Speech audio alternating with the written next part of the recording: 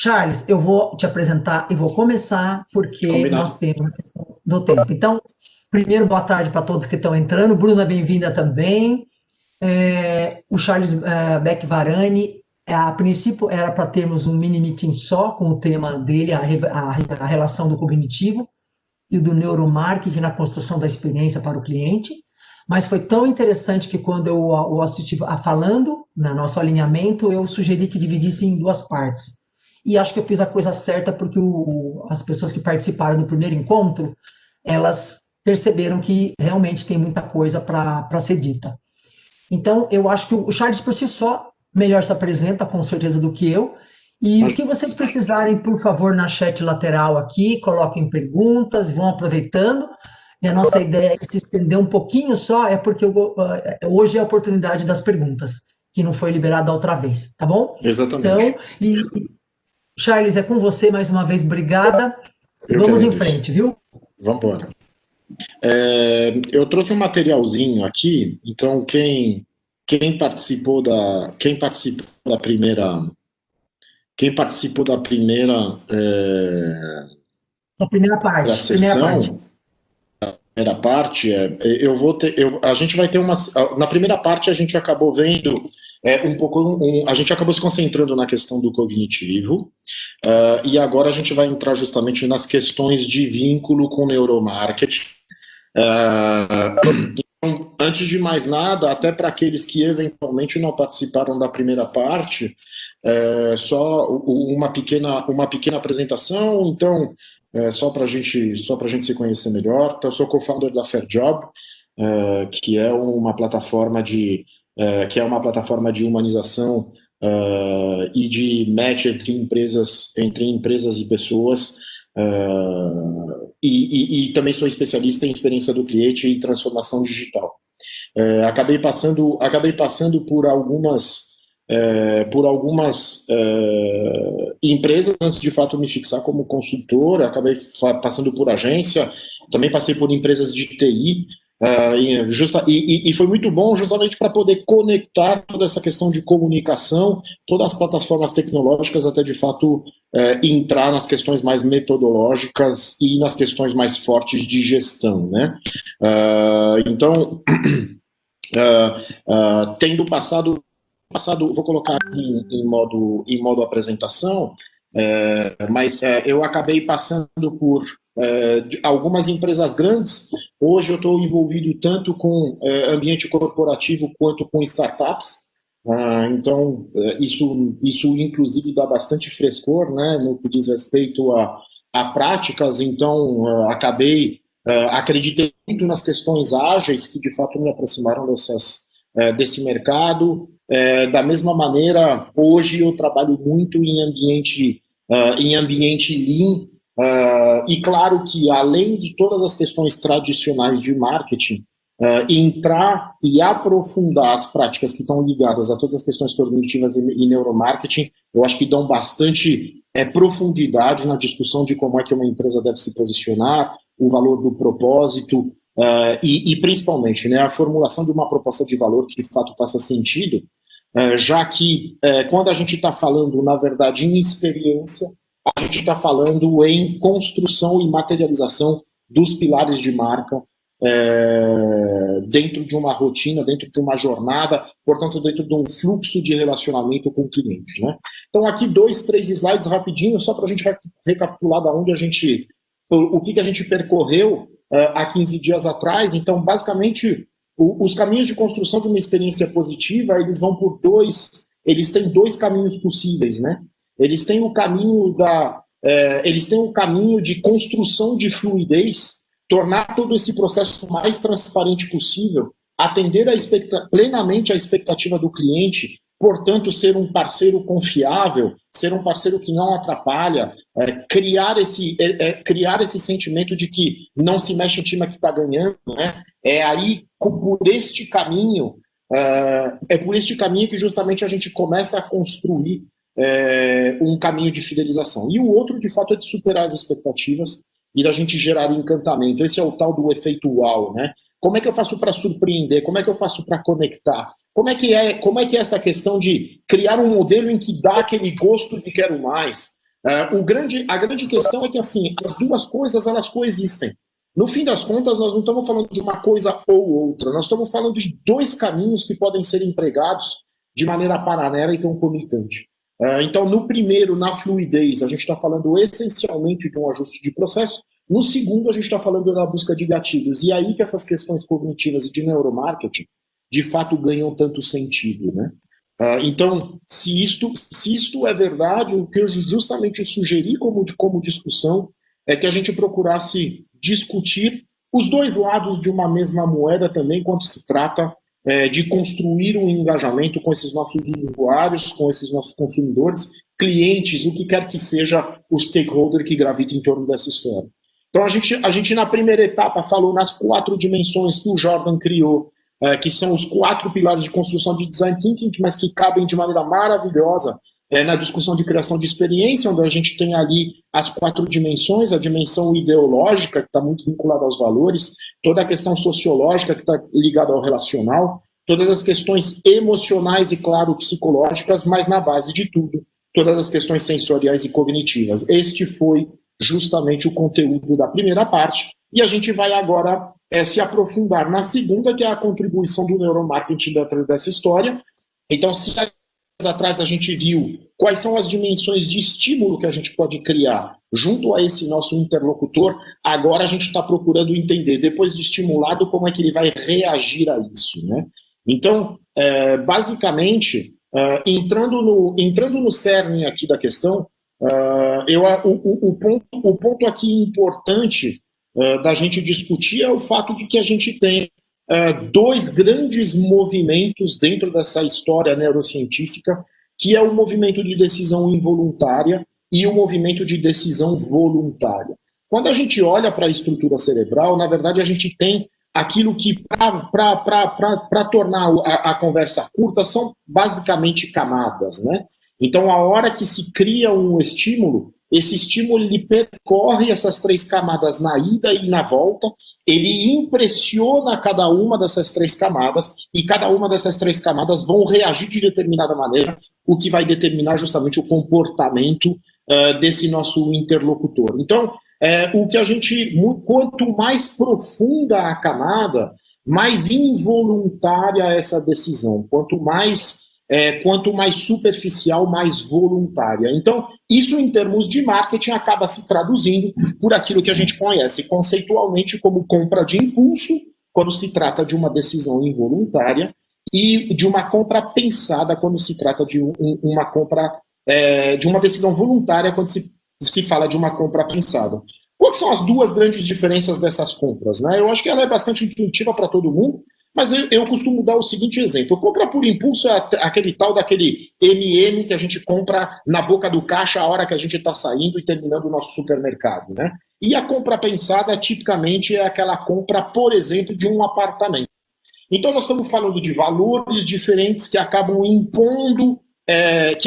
nos impondo todo um processo diferente para a tomada de decisão. Quando a gente está falando de valores elevados, quando a gente está falando de um imóvel que a gente vai ocupar durante anos, entram todo o raciocínio, entra todo o peso e todos os níveis possíveis de construção de argumentos para essa tomada de decisão. Enquanto que para a compra de um MM, que complementa uma compra de abastecimento no varejo, né?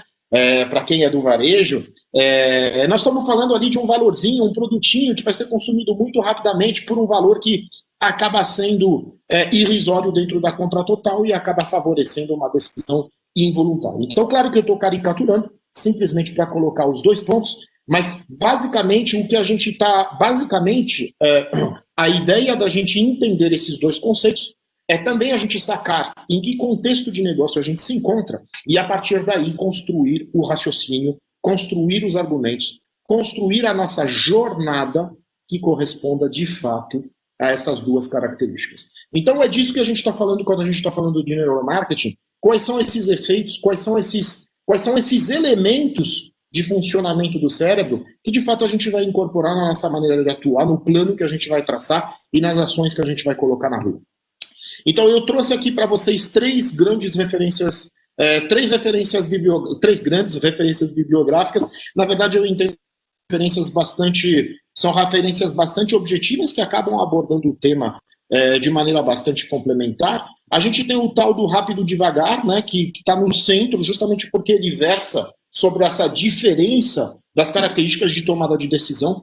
A gente tem do lado esquerdo uma visão bem relacional de como essa questão de neuromarketing se constrói, portanto, uma abordagem de como é que a gente estabelece esse vínculo com os nossos consumidores a partir de engajamento e influência, enquanto que o terceiro livro, Biology, na verdade, tem uma pegada muito mais comercial, muito mais venda. Então, eu entendo que são 3 visões sobre o mesmo tema que são bastante interessantes, de serem abordados. Não são livros muito grandes, muito compridos, eles são relativamente fáceis de ler. Então, eu convido a todos vocês. Eu acho que é um bom repertório, uma boa referência para quem quer entrar nessa esfera, e principalmente eles são muito objetivos e orientados à aplicação, né?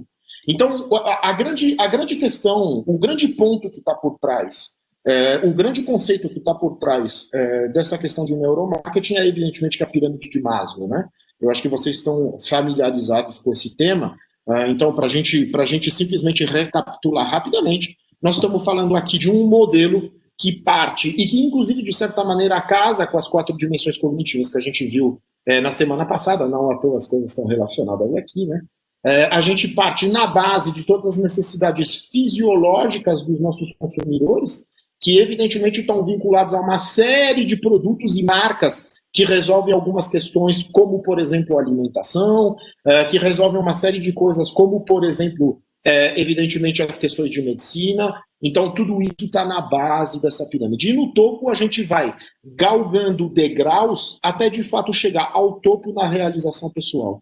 Então, nós estamos falando aqui de uma pirâmide que começa a colocar dentro de um âmbito pessoal o que esta marca, o que este produto vem resolver. E quanto mais alto a gente conseguir chegar na resolução de problemas que são íntimos, maior vai ser a nossa capacidade de engajamento desses nossos consumidores e desses nossos clientes. A Gartner acabou traduzindo essa pirâmide em algumas frases um pouquinho mais objetivas e que eu acho que, do ponto de vista de consumo, eu acho que tornam bastante palpáveis aonde que a gente quer chegar com essa história. Então, na base, que é a base mais fisiológica, o primeiro nível que eles identificaram foi o nível em que essa marca fornece informação que eu posso usar. Portanto, ele me ajuda a tomar a minha decisão. No segundo nível, além de informação, aquela marca ou aquele produto também resolve um problema quando eu solicito. O terceiro é quando resolve necessidades quando eu solicito. Não necessariamente é um problema. Talvez o cara precise de alguma coisa, talvez necessite de um complemento dentro da cesta de consumo dele. Para a gente poder, então, numa atitude proativa, ele provê o que eu preciso sem que eu solicite. Eu consigo antecipar a necessidade do meu consumidor. E no topo da autorrealização, a gente chega no me protege, me torna melhor ou me torna mais poderoso. Que são todos aqueles sentimentos que, de certa forma, acompanham as grandes marcas vencedoras. Me torna mais poderoso, eu acho que é um conceito mais fácil de aprender. Se a gente pensar nas marcas de luxo, isso parece ser mais automático. Me torna melhor, me parece que está atrelado. E me protege é quando, de fato, a gente tem um produto de uma indústria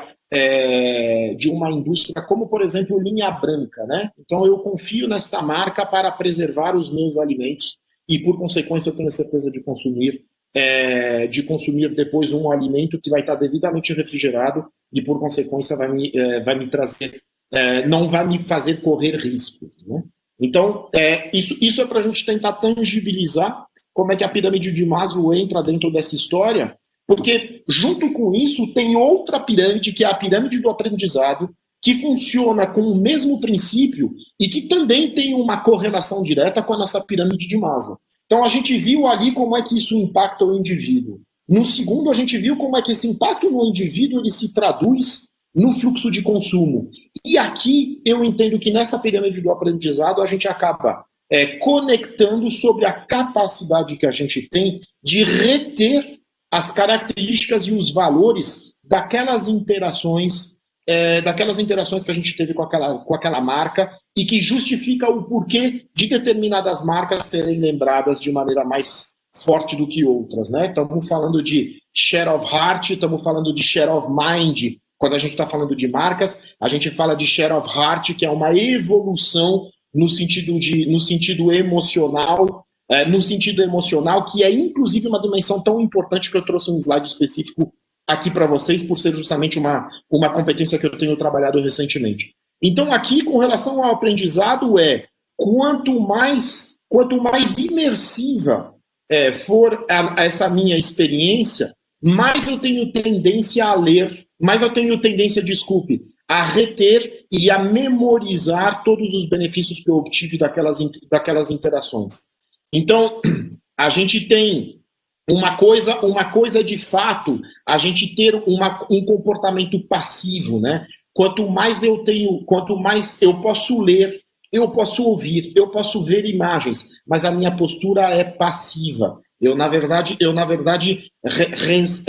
eu guardo pouco disso, né? Agora, a hora que eu entro e que eu tenho um material multimídia, eu passo a ter uma capacidade de retenção maior. Até, de fato, eu fazer, aplicar. E é aí que a gente fala das experiências em que, de fato, há interação. Quando o cliente e o consumidor estão no centro de toda essa história, e isso justifica, em partes, toda a questão de centralidade no cliente, quando o cliente passa a pertencer a todo aquele processo de experiência, ele, de fato, cientificamente está comprovado de que ele retém mais e melhor de tudo aquilo que a gente trocar com ele. Então, vejam como essas diferentes visões acabam complementando e justificando neuromarketingamente o porquê da gente, de fato, ter que trabalhar a experiência de maneira profunda. E aí a gente chega, de fato, naquilo que é o grande instrumento do neuromarketing, que é a questão de trabalhar os vieses inconscientes. Então, eu trouxe 6 aqui, simplesmente por serem os 6, provavelmente mais comuns quando a gente está falando de marketing, e que, de fato, são esses gatilhos que, de maneira inconsciente, acabam provocando uma reação do nosso consumidor, né? Toda a questão do gatilho mental da segurança. Então, como é que eu faço com que o meu consumidor, de fato, crie uma relação de confiança comigo e que ele se sinta em segurança, de fato, indo na direção da minha recomendação. Então, por trás disso, evidentemente, todas as táticas de venda consultiva, a gente sabe da virada, que alguns distribuidores fizeram. A gente sabe da virada que alguns distribuidores fizeram, de fato, incorporando dentro da prática deles algumas recursos justamente de gatilho mental de segurança. Vamos, por exemplo, usar a questão da Netshoes, que na verdade tinha um modelo de atendimento ao cliente em que ela tinha ilhas por tipos de produtos e ela tinha especialistas em cada uma dessas ilhas. Os especialistas, na verdade, eram praticantes de esportes daquela família de produtos. Então, por exemplo, ela tinha skatistas para atender produtos de skate, tinha jogadores de basquete para atender jogadores de basquete. Isso cria um vínculo, isso cria uma segurança de que, de fato, eu estou falando com alguém que domina o assunto e que me deixa em segurança para tomar a minha decisão. O gatilho mental, e assim por diante, né? A gente tem o gatilho mental da prova social, então, quando eu tenho todas aquelas reviews sobre produtos com outras pessoas dizendo esse produto é bom, esse produto é ruim, até a própria ação do Reclame Aqui, né? Isso acaba dando a sensação de isenção desse comentário, e isso, de novo, avaliza a venda. Gatilho mental de autoridade, então, é quando de fato a gente tem um especialista em determinado assunto falando e dando seu depoimento sobre determinada marca e produto. Aqui eu acho que a gente pode comprovar a efetividade de ações como a de assessoria de imprensa. Gatilho mental de reciprocidade, então, quando a marca toma a iniciativa no sentido do cliente, este cliente se sente na obrigação de uma reciprocidade positiva, né? Então, se a marca me ajudou, faz todo sentido depois eu fazer uma nova compra. Eu acho que todo mundo aqui provavelmente já deve ter experimentado esse tipo de sentimento. Gatilho mental de afinidade é quando, de fato, a gente tem ali experiências e uma visão de mundo parecida com aquela da marca, que é justamente a questão da busca por propósito, do quanto a gente está comprando mais por propósito do que comprando por produto. Isso tem muito a ver com a questão do gatilho mental de afinidade. Eu acredito em marcas que acreditam no que eu também valorizo, né? Tem gente que gosta de natureza, tem gente que tem uma preocupação ecológica, tem gente que gosta de sustentabilidade. Por outro lado, tem gente que gosta de responsabilidade social. No cognitivo, a gente reencontra essas 4 dimensões. E essas questões de afinidade, elas estão muito conectadas com aquelas 4 dimensões cognitivas. E o gatilho mental da escassez, que é o típico últimos produtos, últimas peças, aproveite agora que vai acabar.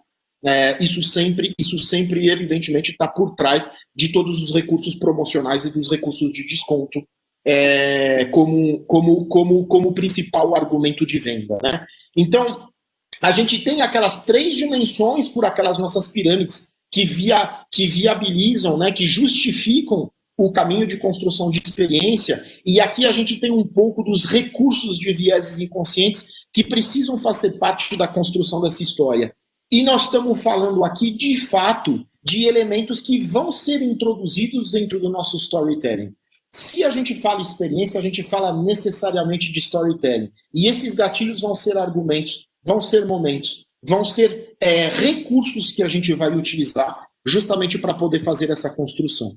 E aí, para a gente poder, a BEM, na verdade, dentro deste raciocínio, acabou fazendo um exercício, e ela trouxe aqui um conjunto de recursos e de elementos que justamente podem ser incorporados dentro da construção de uma experiência, e colocou isso dentro de uma lógica da nossa pirâmide de Maslow, entendendo que a gente pode oferecer uma experiência mais funcional a hora que aquilo que a gente constrói economiza tempo, simplifica um processo, permite gerar dinheiro, reduz o risco, organiza ou integra ou conecta para o cliente. Não preciso passar por todos, está tudo aqui na tela. A questão é que, quando a gente quer elevar essa nossa capacidade de engajamento, a gente tem que subir a régua para o emocional, e aí a gente precisa entender como é que a gente faz para reduzir a ansiedade, trazer uma recompensa, explorar uma certa nostalgia, trazer elementos de design e estética, exclusividade e distinção para esse nosso modelo. Então, vejam como a gente, pouco a pouco, vai transcendendo as características mais físicas e mais básicas do nosso produto, do nosso serviço, e a gente começa a abstrair o valor gerado. E é esse que é todo o exercício de marketing. Como é que eu faço para entregar, além daquilo que é o benefício simples, palpável e direto do produto e serviço que eu estou oferecendo? Até a gente ter uma mudança de vida, onde a gente tem ali a possibilidade de oferecer ajuda. Pensem bem, por exemplo, em mercados como o de seguradoras, que, junto com o seguro de carro, começam a oferecer, por exemplo, todos os serviços aqui para cuidar da nossa casa. Quando eles mandam um eletricista, quando eles mandam um encanador para justamente nos ajudar. Isso está diretamente relacionado. As seguradoras já estão no 3º grau, buscando justamente o impacto social que vai vir lá para cima. Motivação, relíquia, tradição, membro e pertencimento. Membro e pertencimento, isso está diretamente ligado a, por exemplo, negócios de nicho.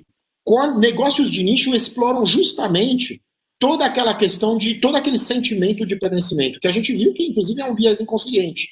Então, por consequência, vejam como a geração de uma experiência, a criação, a construção de uma experiência e a geração de valor, ela não está sobre a gente explorar isoladamente um ou outro argumento. Ela está sobre a gente construir todo, e sobre a gente pensar essas diferentes dimensões de maneira integrada, porque é aí que, de fato, o valor vai se maximizar. E aí, por fim, a gente tem toda a parte de impacto social, autotranscendência, e aí eu tenho certeza que, se vocês pensarem em algumas empresas que têm, de fato, um impacto social relevante, provavelmente vocês vão lembrar de marcas que também são queridas, que vocês carregam no share of heart de vocês, de maneira muito forte. Talvez não sejam as mais altas, mas muito provavelmente são marcas que marcam, são marcas que definitivamente marcaram vocês e que devem estar aí na memória de maneira bastante clara. Então, eu acho que indo um pouco mais do conceito para a prática, me parece que nessa visão de pirâmide de Maslow, os vieses que a gente tem para explorar estão bastante bem materializados nesse modelo da BEM e permitem já traçar, né? Eu acho que quando vocês pegarem um planejamento existente de vocês, ou quando vocês forem construir alguma coisa, o exercício de fazer com o existente já é muito bom, né? Vejam a partir daquilo que vocês estão se propondo, de posicionamento, de construção de experiência, a que tipo de gatilho que a gente tem aqui na tela, vocês de fato já estão atendendo. E, na verdade, é aqui que vocês vão começar a entender qual é o grau de maturidade da prática de experiência de vocês e como é que, eventualmente, vocês poderiam explorar algumas evoluções, tá? E aí a gente chega naquilo que eu entendo que é uma prática cada vez mais forte no mercado e que a gente está explorando de maneira muito forte na Fair Job, que é a questão dos moods, né? Isso já está se consolidando, um conceito de emotional analytics. Então, a grande provocação aqui, que veio justamente do CMO da Adobe, é que 93% da comunicação ela acaba acontecendo no nível de não verbal. Então a gente tem todo esse mundo do marketing e da comunicação trabalhando duro, teoricamente, em 7% daquilo que de fato a gente poderia explorar. Então, a ponta do iceberg, aquilo que a gente tem de fato como uma grande força para a gente fazer valer, na verdade está 93% abaixo da linha d'água. E isso está justamente começando a ganhar força. O Emotional Analytics ele parte de 3 grandes métodos de detecção, né? Seja por análise de texto, seja por speech analysis, até porque hoje em dia a gente já é capaz, com inteligência artificial, de transformar aquilo que é áudio em texto, portanto as coisas estão correlacionadas, e agora com a questão de análise facial. O grande lance é que quando a gente olha para moods, e para a diversidade de emoções, que o ser humano é capaz de expressar, a gente, na verdade, começa a perceber de que a gente tem muito mais do que simplesmente felicidade, as 6 grandes emoções que a gente discutiu no cognitivo, para a gente apreciar. E aí, quando a gente está falando em termos de experiência ou em termos de comunicação, claramente a gente pode dizer que a gente está migrando de um modelo de hiperpersonalização, que era o modelo vigente e a busca incessante que todas as empresas estão tendo, né, com toda a questão do data-driven, com toda a questão de ter um arcabouço forte de dados para poder operar no modelo personalizado de comunicação, a gente está indo, de fato, para a individualização. Quer dizer, além da questão de eu estar falando com o Charles, estar falando com a Beatriz, estar falando com a Brenda, com a Evelise, eu estou falando com elas também dentro de um contexto emocional que eu sou capaz de identificar. E, por consequência, de novo, eu ganho relevância, eu ganho assertividade.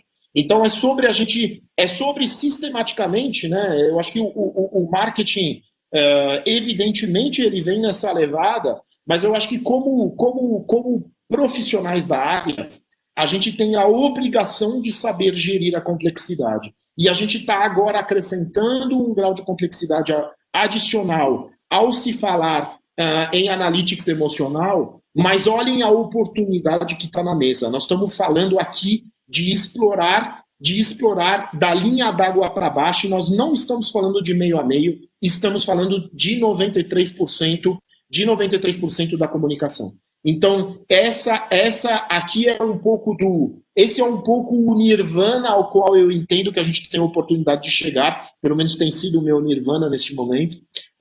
Provavelmente em alguns anos vão surgir mais coisas, mas aqui já tem Aqui já tem muita coisa para a gente explorar que hoje simplesmente inexiste, hoje simplesmente não está no radar, seja dos CMOs, seja dos CXOs, que agora cuidam da experiência do cliente. Então eu convido vocês a mergulhar nesse assunto que é definitivamente muito interessante. E aí aqui eu separei um slide que eu valorizo bastante, porque eu entendo que quanto mais a gente evolui nessa direção, tanto de neuromarketing, que a gente está explorando vieses inconscientes, quanto do cognitivo, em que a gente está explorando questões emocionais, questões sociais, e evidentemente no Emotional Analytics, em que a gente de fato está analisando como a pessoa está se comportando. A gente precisa tomar cada vez mais cuidado. Nessa busca do engajamento cada vez mais forte, porque a gente sabe que o consumidor está perdendo fidelidade, ele não fideliza mais como fidelizava antigamente, a gente, na verdade, está começando a entrar em questões extremamente pessoais. Então, aqui eu acho que tem dois lados da moeda dessa história. Primeiro, a gente precisa tomar muito cuidado para não invadir um universo que é de cunho pessoal. E já que estamos indo nessa direção, tem 3 grandes palavrinhas que eu acho importante as empresas terem sistematicamente na cabeça quando forem construir os seus modelos e seus planejamentos. Primeira delas, credibilidade. Aquilo que a gente quis fazer, de fato tem que fazer. É sobre o walk the talk. Então as histórias, o storytelling precisa ser verdadeiro. A gente não tem direito de mentir. Aquela história de o marketing é sobre inventar, é sobre mentir, é sobre exagerar. Acabou. Aqui a gente precisa ser direto, pé no chão, e a gente precisa, de fato, garantir que isso esteja diretamente ligado, de novo, àquela nossa questão do propósito. Isso nos leva ao segundo ponto, que é de legitimidade. Os temas que a gente for abordar, a maneira como a gente for se expressar, precisam ser legítimos da marca. A gente não pode simplesmente falar o que a gente quer, né? Eu acho que tem questões de posicionamento que tem que estar alinhado. Será que eu, como uma indústria poluente, tenho o direito de falar sobre sustentabilidade? Se eu não tomar o devido cuidado, eu não sou legítimo para falar desse tema. E, por fim, precisamos ser consistentes. Em todos os canais, precisamos ser omnichannel, em todos os canais, em todos os serviços, porque senão, de novo, vai ficar parecendo que não é sobre, de fato, algo que a gente acredita, é sobre, de fato, uma coisa que eu estou usando para vender. Então, tudo isso, essas 3 dimensões são super importantes de serem consideradas, sempre respeitando o limite do individual, para a gente não para a gente não ser invasivo, porque se a gente for invasivo, a gente simplesmente perde o jogo. Então, eu trouxe aqui um exemplozinho para vocês de uma experiência que eu entendi ser bastante relevante. É uma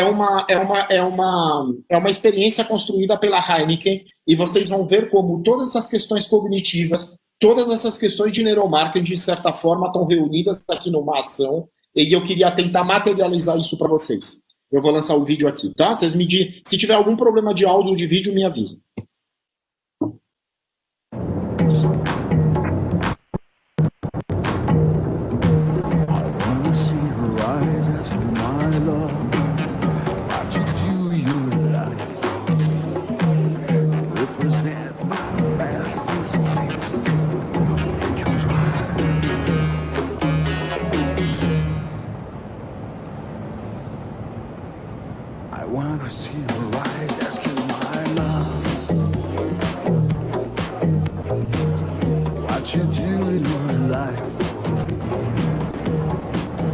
Já escolheu? O quê? Não. É só olhando o cardápio?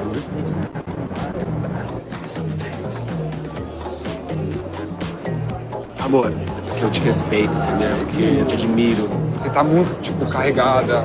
E eu acho que você precisa de um tempo pra você. Aproveitei a ocasião. Comprei um presente pra você. Que isso? O que é? Spa? Oh, eu pesquisei demais, amor. Não foi fácil. Eu vou ficar 4 dias. Você merece. Oh, amor. Obrigada. Mas sozinha? Vai me despachar? Sim. Olha como você tá estressada. Você precisa de um tempo pra você. Vamos brindar, vamos brindar.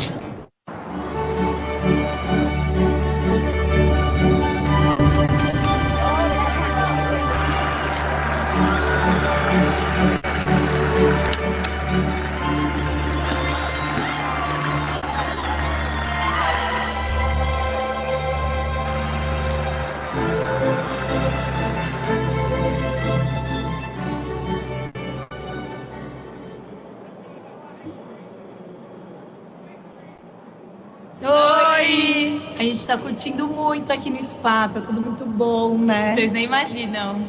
Olha que legal, a gente tem os tratamentos, massagens, muito bom, né? Realmente tá maravilhoso aqui em Milão!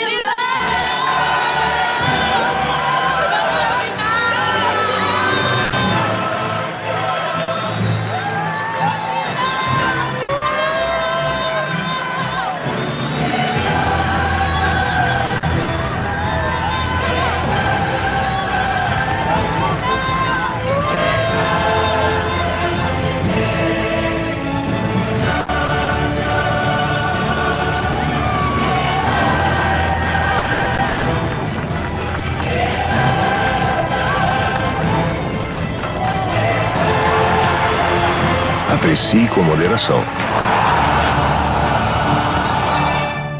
Calma que ano que vem vai ser ainda melhor. A gente vai estar aqui de novo e vai estar todo mundo junto. Dá uma olhada embaixo do sofá de vocês, tem uma surpresa!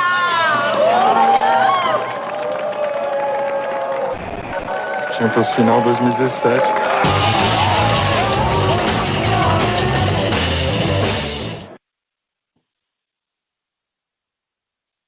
Muito bem. Então, eu acho que aqui a gente consegue. Eu não sei se todo mundo conseguiu perceber, mas a gente tem ali uma série de. A gente tem uma série de vieses sendo explorados, né? A gente tem todos os elementos surpresa de um storytelling muito bem costurado, e principalmente, né? A gente tem as individualidades ali respeitadas e principalmente alguns defeitos escancarados, porque tem gente que não foi muito honesta nessa história. Mas tudo bem, é vida que segue. Aqui eu trouxe um outro case, que é um case da Sul-América. Nesse case da Sul-América, na verdade, o que eu queria que vocês percebessem é que a gente tem uma sequência, aqui de peças que, na verdade, vão construindo uma história, né? Até chegar, de fato, no final, num depoimento. Então, eu queria que vocês enxergassem aqui um caminho de construção que parece um pouquinho, inclusive, com as etapas da pirâmide, né? Então, eu vou passar um por um e a gente vai comentando rapidinho. Vocês vão ver, inclusive, o primeiro é um pouco mais comprido, eu vou dar uma cortada, mas eu acho que dá para entender parcialmente o que acontece aqui. Opa!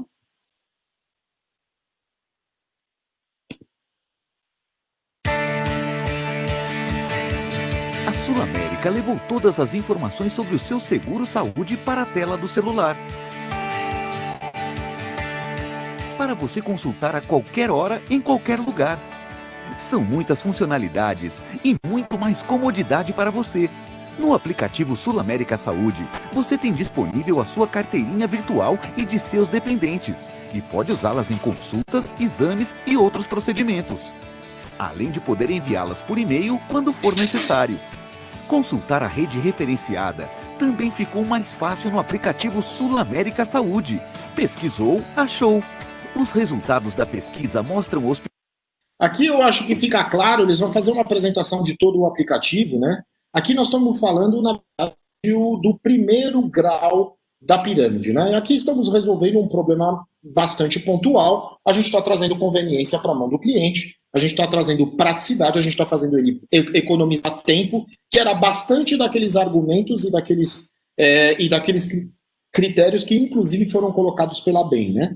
E aí, no segundo momento, dentro desse mesmo aplicativo, então vejam como eles vêm construindo um caminho de Customer Success, né? Eles vêm num processo que começou com o onboarding do app e agora eles vão fazer um lançamento. Ô, Dudu, larga o palhaço. O anjinho não para, hein? Tava mal ontem, viu? Sorte que meu plano de saúde tem os melhores médicos e hospitais. Até falei com o pediatra por vídeo, pelo app. Pelo app? É Sul-América. Tá com Sul-América, tá com tudo. Tá com Sul-América, tá... Então, na verdade, assim, este lançamento que serve? Na verdade, eles estavam dando um passo adicional, facilitando mais uma vez a vida do cliente e, evidentemente, automatizando os seus processos. Mas aí veio o confinamento. Oi, como vão as coisas por aí? por aqui, o papai dançou balé comigo. A mamãe me contou que tem pessoas que salvam vidas igual aos super-heróis. E a minha professora arrumou um jeito de continuar passando a lição de casa. Eu escrevi esse texto para você se cuidar. E daqui a pouco a gente se vê. Porque eu te amo muito, vovó. E a minha lição de casa hoje era escrever esse texto para você. Olha como o discurso muda e a gente já começa a explorar um ponto extremamente mais emocional, e aquilo que na verdade era produto, aquilo que na verdade era a primeira camada da base da pirâmide de Maslow, acaba se transformando num instrumento justamente para aproximar a menininha que é a narradora de fato com a interlocutora com quem ela tá a quem ela está se dirigindo. E aí toda a construção do modelo emocional em cima de um app que tinha apenas vocação funcional. Eles fazem na sequência um reforço funcional em cima do próprio serviço. Evolui todos os dias para cuidar ainda mais de você e para levar saúde onde você estiver. Com o Saúde na Tela, você e sua família têm atendimento médico 24 horas por dia, 7 dias por semana, na palma da sua mão, sem sair de casa. Quer mais conveniência? Agora, você também pode realizar consultas com médicos especialistas, psicólogos, nutricionistas e outros profissionais pela tela do celular, computador ou tablet. E no final do atendimento, caso precise, receberá receita médica online. Um novo jeito de cuidar da sua saúde. Saúde na Tela. É a Sul América cuidando de você, onde você estiver. Amplia a oferta de serviço, amplia a conveniência em cima daquele mesmo produto, e então eles vão a cada etapa subindo um degrau dessa comunicação e do engajamento e do valor percebido, até eles chegarem de fato neste vídeo. Não é de hoje que o nosso cuidado com você é completo. Quando poucos pensavam podem se colocar como autoridade no assunto, veja. Esse serviço no app. E hoje ele evoluiu e está ainda melhor. Com Saúde na Tela, milhares de pessoas estão sendo atendidas por terapeutas e médicos de mais de 50 especialidades. E o pedido de exame e receita médica chegam na tela. É o cuidado que nos une. Então, aí um vídeo que dizia, já fazíamos. Claro, eles vêm fazendo a lição de casa desde 2015. E aí, para terminar, a gente chega num vídeo que aí estoura a boca do balão. Eu não pensei que eu poderia fazer tanta coisa pelo celular ou pelo computador. Consegui trabalhar e fazer as minhas consultas sem sair de casa.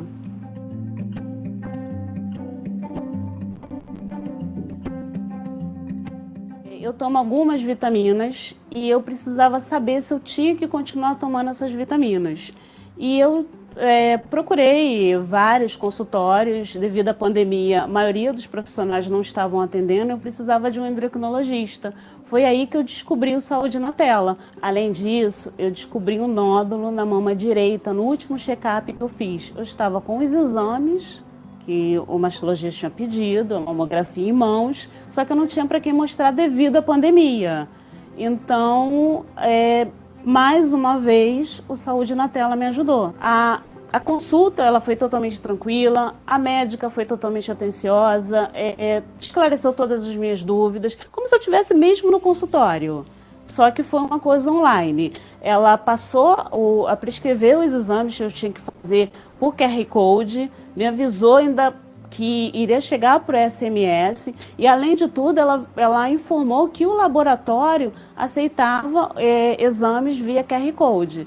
Então, para mim, foi assim, perfeito, porque eu consegui tudo que eu precisava sem sair de casa. O melhor do Saúde na Tela é que ele conseguiu juntar a minha rotina de trabalho com as consultas. O Sul América Saúde na Tela já atende milhares de pessoas, com médicos e terapeutas de mais de 40 especialidades. É o cuidado que nos une. Oh, mas que coisa mais linda da mamãe, gente! Ah, olha lá, olha lá.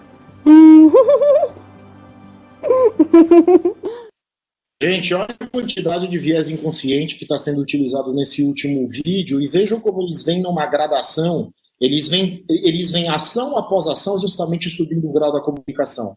Nesse último, a gente está falando de todo o viés de pertencimento, porque é uma pessoa absolutamente normal, um vídeo com uma qualidade caseira, justamente para dar essa pegada de gente como a gente, né? Para trazer, num momento de confinamento, uma solução que, na verdade, vai permitir à pessoa descobrir uma doença gravíssima, e em função disso ter a vida salva. Então, assim, para mim, esta é uma sequência matadora que justamente vem transpassando todos os graus, todas as camadas da pirâmide de Maslow, de fato, até chegar à autorrealização no final. Então, este era um pouco do último bloco que eu queria compartilhar com vocês. Então, vejam como, na construção dessa experiência e desse momento UOL, diversas técnicas e metodologias foram utilizadas, né? Claramente tem uma jornada por trás disso, toda a parte de diversificação de canais e omnichannel, a oferta e construção de produtos e serviços, uma abordagem emocional, um storytelling muito bem costurado e, claro, que uma sequência de customer success colocada lá dentro. E aí, qual é a percepção que a gente tem, né? De fato, é de uma diferenciação da marca e do serviço, de fato, é de construção de um elo de confiança com os seus consumidores, e aí, claramente, a gente tem um modelo que, com certeza, incorpora todas as características de um modelo inovador. Então, esse é o segundo bloco que eu preparei para vocês. Espero que tenha agradado e complementado a visão da semana passada, que a percepção da integração entre essas questões cognitivas, toda aquela visão de experiência e aqui de neuromarketing tenham ficado claras, porque essa visão do como a gente tem este todo por integrar que de fato vai gerar e maximizar essa percepção de valor. Como foi de tempo, Beatriz? Charles, muito bom, passamos um pouquinho, mas acho que eu vou liberar aí para algumas perguntas, pelo menos, porque claro. Foi muito interessante que você trouxe a teoria e trouxe a prática em seguida, vivenciando esse caminhar e cada vez mais, assim, agregando novas etapas para que essa experiência, no final, ela seja cada vez mais inovadora, mais diferenciadora, enfim, cheia de confiança. Alguém gostaria de fazer uma pergunta aqui? Eu estou aqui no chat, estou olhando aqui, eu sei que as pessoas estão atentas, todo mundo ficou atento aí com as suas coisas. Inclusive, tínhamos uma pessoa da Heineken que ela até não estava aqui hoje, ela tinha inscrita. Olha aí! Seria legal se ela tivesse participado. Mas, o Charles, eu acho que, né, enquanto não vem alguma pergunta, eu vou te perguntar.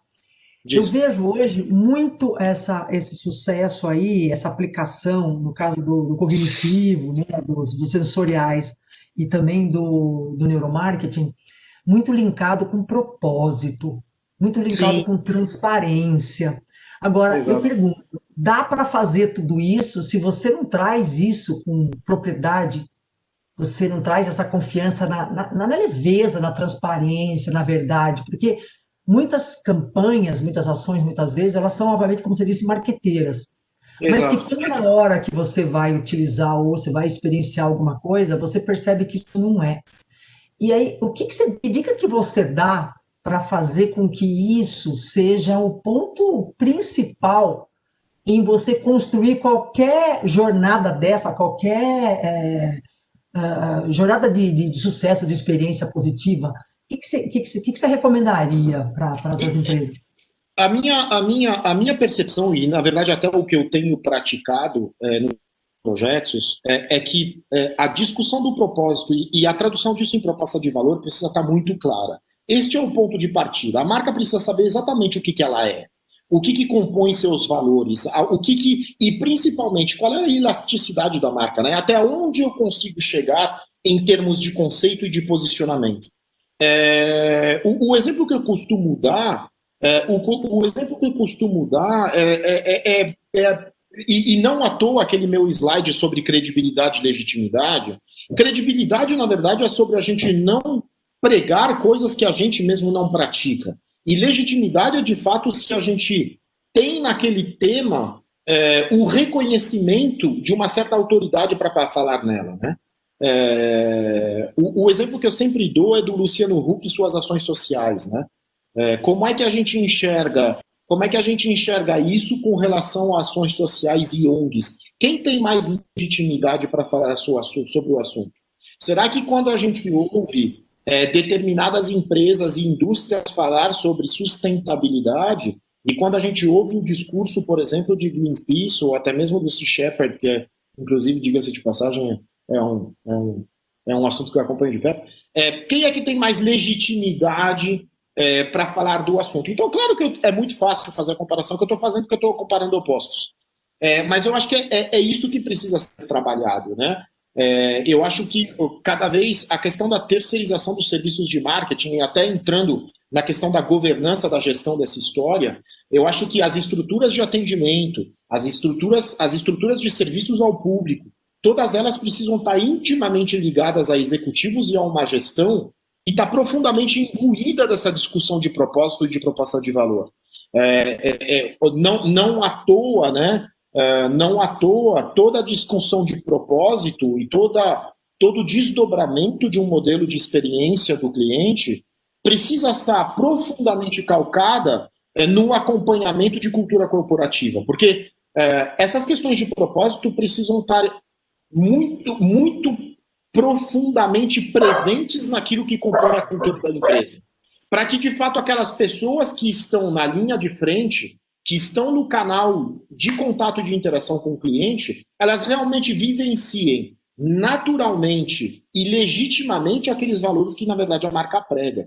Então, existe um ciclo entre planejamento estratégico e aquilo que a gente quer entregar, desdobramento operacional, modelo de canal e serviços, e, de fato, cultura corporativa, para que este todo seja coeso e legítimo. As pessoas, de fato, que estão lá precisam acreditar naquilo que elas estão fazendo. Se a gente está falando em propósito, o propósito é uma coisa forte. Se ela for uma coisa da boca para fora, o consumidor não compra. E quando parece mentira, a gente perde o jogo. Então, na verdade, por isso que eu acho que o maior desafio que a gente está vendo hoje com essa questão de gestão do propósito, e claro, da construção de experiência, é sobre a gente ser capaz de gerir a complexidade. Porque isso tudo envolve camadas muito amplas, muito profundas e uma amplitude de temas a serem abordados que é muito grande. E este é o jogo. Não tem como se furtar deste exercício de construir, de fato, um marketing integrado com o comercial, integrado com o atendimento. Não é mais sobre áreas, é sobre o tema que a gente trata. Precisamos de executivos do cliente, mais do que executivos de vendas. A gente precisa, de fato, de um defensor da cultura interna, mais do que de um gestor de pessoas e de um RH. Na verdade, é sobre fazer estas coisas todas conversarem. E, de novo, quando a gente fala em propósito, Beatriz, minha leitura de que a gente, se um elo dessa cadeia não acreditar nesse discurso, muito provavelmente a mensagem não vai passar e o cliente não vai comprar. Então, aquilo precisa fazer sentido e sentido para todos. Por isso a importância da cultura, por isso que a governança também precisa estar conectada e por isso que a gente precisa ter modelos operacionais que sejam integrados. Por isso que hoje se fala tanto, né? Hoje se fala tanto. Pois é. Nunca teve tão em voga. Muito bom. O financeiro que viabiliza o crédito para o consumidor comprar aquele produto tem tanto impacto quanto o marqueteiro que coloca uma comunicação na rua. É uma cadeia, né? Definitivamente é uma cadeia. Perfeito, perfeito. Gente, olha, nós já avançamos o nosso tempo, mas eu queria muito agradecer, Charles, foi extremamente rico. Eu avisei as pessoas que elas podem depois olhar, elas podem se degustar um pouco mais com calma, que nós estamos gravando. Com certeza. Mas, assim, obrigada mesmo pela segunda oportunidade que você nos deu aí de trazer tanto conteúdo, e o gostoso foi que não foi teoria e prática, e isso fez um alinhamento na cabeça de todos nós bastante positivo. Então, muito obrigado. bom, várias pessoas agradecendo aí, Charles. Obrigado a todos. Eu pedi, Charles, põe seu e-mail para mim aí, por favor, e põe na chat seu e-mail, por gentileza. Claro.